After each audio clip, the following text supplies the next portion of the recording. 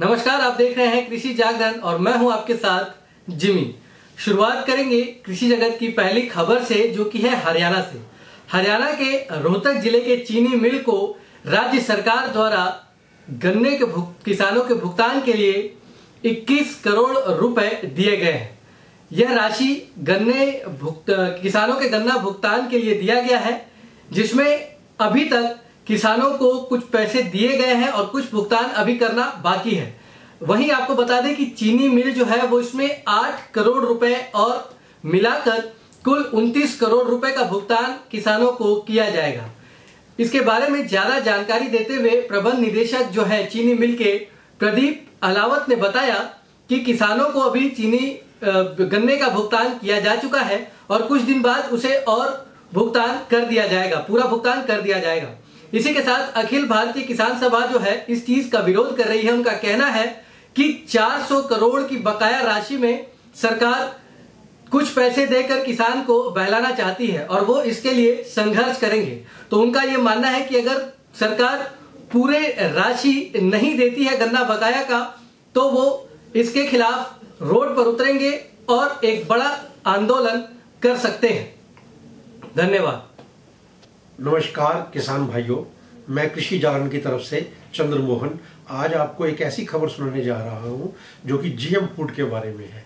आपने GM cotton, GM बैंगन के बारे में तो सुना होगा। क्या वाकई हमें जीएम की जरूरत है? जीएम होता क्या है?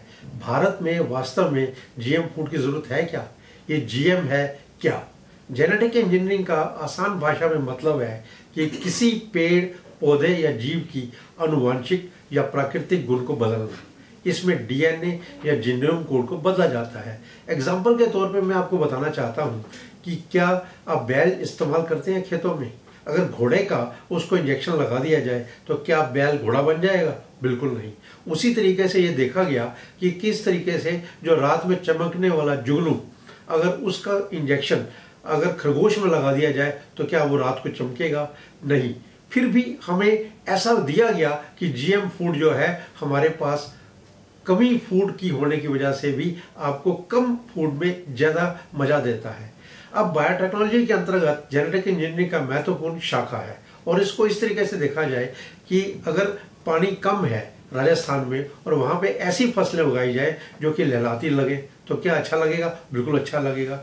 इसी को देखते हुए किसानों ने जेनेटिक फूड को इस्तेमाल करना शुरू किया, जेनेटिक बीज आने शुरू हो गए। जब हमने कृषि वैज्ञानिक देवेंद्र शर्मा जी से बात की, उन्होंने बताया कि सब जगह ऐसा नहीं है।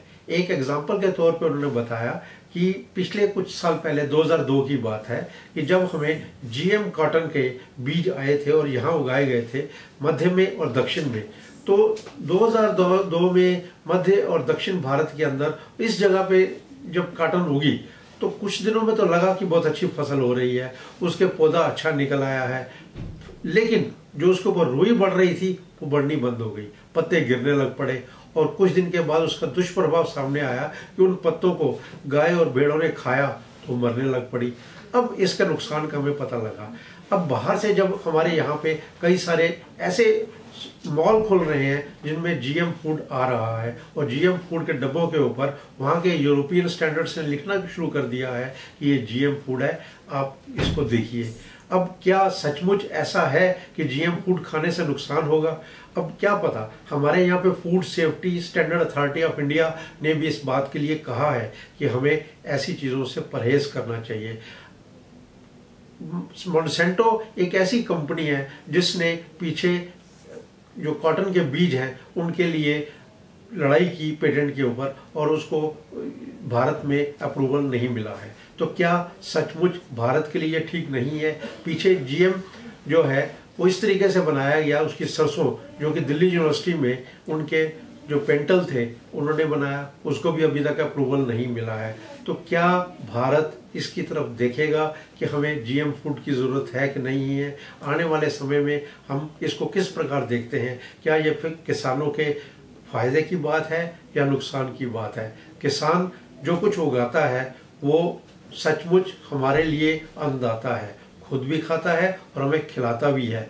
लेकिन जो लोग दूसरे हमें सिर्फ खिलाने की बात करते हैं, क्या हम खाने के लिए जीते हैं या जीने के लिए खाते हैं? ये सोचने की बात है, आने वाला समय बताएगा। इस खबर के साथ मैं अपना रुख दूसरे और लोगों की तरफ करता हूं, जो आपको दूसरी खबरें सुनाएंगे। धन्यवाद। नमस्कार किसान भाइयों, आज की पहली खबर है कि गोवा के चीफ मिनिस्टर विजय सरदेसाई जी ने ये सलाह दी है कि किसान खेत में किसान ब्यूटी कॉन्टेस्ट भी करा सकते हैं। ब्यूटी कॉन्टेस्ट कराना चाहिए, जो कि जवानों को, हमारे जवान पीढ़ी को खेती की तरफ अट्रैक्ट करने के लिए करना ज़रूरी है। और विजय सरदेसाई जी ने कहा है कि ऐसे ब्यूटी कॉन्टेस्ट विदेश में बहुत बड़े स्तर पर होते हैं और ये बेसिकली चाहते हैं कि धान के खेत में ये ऐसे कॉन्टेस्ट कराए जाएं, जिससे कि हमारी जवान पीढ़ी, हम देख रहे हैं कि आज युवा पीढ़ी खेती की तरफ बिल्कुल ध्यान नहीं देती है। वो नहीं चाहते हैं खेती करना, वो शहरों में जाके कोई नौकरी करना या बिजनेस करना ज़्यादा पसंद करते हैं, बजाय इसके कि वो अपने फैमिली के, अपने परिवार के इस प्रोफेशन को आगे बढ़ाएं। जबकि हम सबको पता है कि खेती इस देश के लिए, हर एक देश के लिए बहुत ही ज़्यादा महत्वपूर्ण पेशा है, जिसके बगैर हमें अन्न भी नहीं मिलेगा।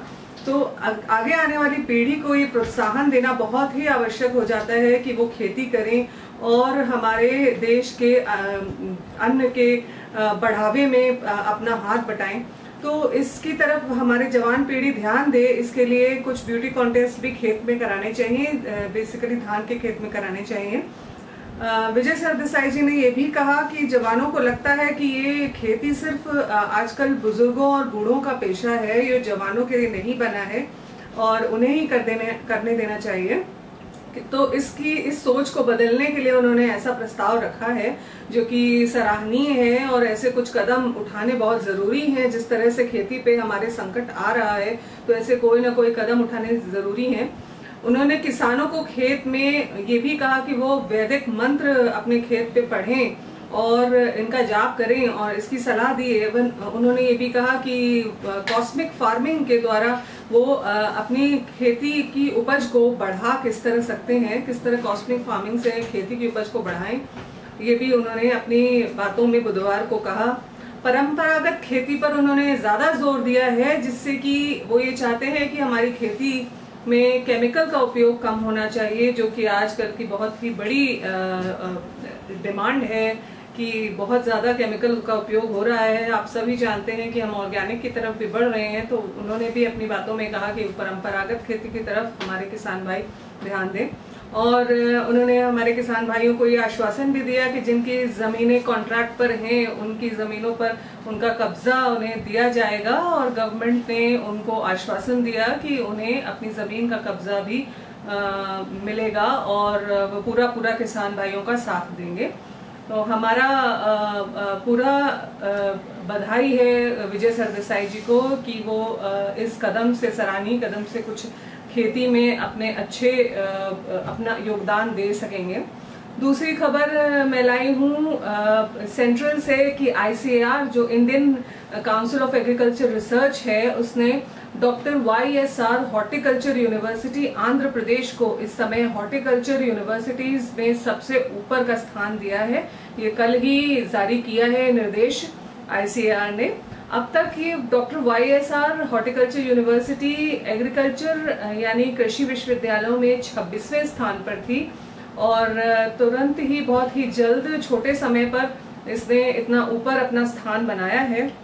यहाँ के जो वाइस चांसलर हैं, ये हमारे चिरंजीव चौधरी जी, उन्हें मैं बहुत बधाई देती हूँ इस उपलब्धि के लिए। उन्होंने बताया प्रेस को कि किस तरह से YSR यूनिवर्सिटी को इतना ऊंचा स्थान मिला है, क्योंकि यहाँ पे बहुत सारी फैसिलिटीज़ हैं और बहुत ही अच्छी लैब्स हैं, जिनमें कि हाइब्रिड प्रोडक्शन भी हो रहा है पौधों का। फल और सब्जियों में ये बहुत ही ज़्यादा अच्छा काम कर रहे हैं, और अब तक ये 26वें स्थान पर थी और अब काफ़ी ऊपर इसका स्थान है। और मुख्यतः कृषि विश्वविद्यालयों में इस यूनिवर्सिटी को सबसे आगे अब माना जाएगा, जो कि आंध्र प्रदेश में स्थित है। उम्मीद है इन दो खबरों से आपको कुछ नॉलेज मिला होगा और कुछ फ़ायदा होगा। इसी के साथ मैं आपसे धन्यवाद कहती हूँ। नमस्कार किसान भाइयों, मैं निकित सिन्हा आपका स्वागत करता हूं। आज मैं आपको एक ऐसे मुर्गे के बारे में बताने जा रहा हूं जिसे अब मतलब कि भारत सरकार ने भी एक जीआई टैग का तमगा दे चुके हैं। तो इस मुर्गे का नाम है कड़कनाथ। शायद आपने इस कभी सुना होगा या कभी खाया होगा, लेकिन अब इसकी पहचान जो है वो अंतर्राष्ट्रीय स्तर पर होने जा रही है। और यह मुर्गा मध्य प्रदेश के झाबुआ जिले का एक झाबुआ जिले की प्रजाति है जो आज के डेट में पूरे भारत में फैल चुकी है। भारत के कई राज्यों के किसान, मुख्य रूप से महाराष्ट्र, हरियाणा, कर्नाटका, छत्तीसगढ़, बिहार, झारखंड, पश्चिम बंगाल, कई राज्यों में लोग अब कड़कनाथ मुर्गे की फार्मिंग कर रहे हैं। तो इस मुर्गे की सबसे बड़ी खासियत यह है कि इस मुर्गे में मतलब न्यूट्रिशन वैल्यू बहुत ज्यादा होता है। और इस मुर्गे की दूसरी खास बात यह है कि इसका जो मीट होता है वो काला होता है और इसके अंडे भी काले होते हैं। तो जिसकी वजह से इसका बहुत सारी चीजों में बहुत फायदा होता है शरीर को। एथलीट्स जितने होते हैं उनके लिए बहुत जरूरतमंद होती है ये चीजें। तो आने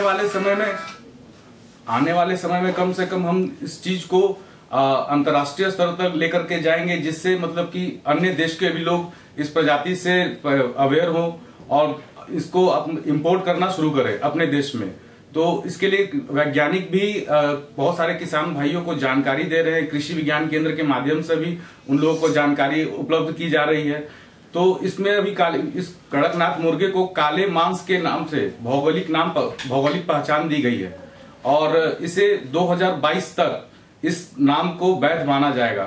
तब तक के लिए एक गैर सरकारी संस्था है, उस संस्था ने ही इस मुर्गे की जीआई टैग के लिए पहला उन्होंने पिटीशन डाला था और आज जाकर के 2018 में वो पिटीशन मंजूर कर लिया गया। तब 4 साल का समय है कि इस 4 साल में मुर्गे को जितने ज्यादा से ज्यादा किसानों तक और पहुंचाया जा सके। और इस सबसे अच्छी बात यह है इस मुर्गे का मूल्य जो है अन्य मुर्गे के मूल्य से 2 गुना ज्यादा है। तो किसान भाइयों के लिए भी एक बहुत अच्छा विकल्प हो सकता है कि उनके आय में इजाफा करने के लिए। धन्यवाद। नमस्कार। इस सप्ताह घरेलू बाजार में सब्जियों के दाम में जबरदस्त उछाल रहा। टमाटर का मूल्य 2 गुना हो चुका है और आलू प्याज के दाम भी बढ़े हुए हैं। वहीं दालें और गेहूं में भी स्लाइटली इंक्रीजिंग है। अब नजर इनके मूल्यों पर। पिछले हफ्ते की तुलना में आज के मूल्य। दालों की बात करें तो अरहर 51 रुपए प्रति किलो से 53 रुपए प्रति किलो, मसूर 45 से 49 रुपए प्रति किलो और चना 52 से 52.75 रुपए प्रति किलो रहा। वहीं चावल शरबती 30.60 और गेहूं दड़ा 19.60 रुपए पर स्थिर है। और जैसा कि समाचार के शुरुआत में सब्जियों के मूल्यों में उछाल की बात की थी, तो एक नजर सब्जियों के मूल्यों पर। आलू 11 रुपए से 18 रुपए प्रति किलो और प्याज 12.50 से 16.25 रुपए प्रति किलो। और अब अंत में टमाटर के भाव। आप बताइएगा कि टमाटर खरीदें या देखें। टमाटर के भाव हैं जस्ट डबल, मतलब 10 रुपए से बढ़कर 20 रुपए प्रति किलो। नमस्कार। अगर आप हमारा यह वीडियो YouTube पे देख रहे हैं तो चैनल को सब्सक्राइब करें और अगर आप हमारा यह वीडियो Facebook पे देख रहे हैं तो पेज को लाइक करें।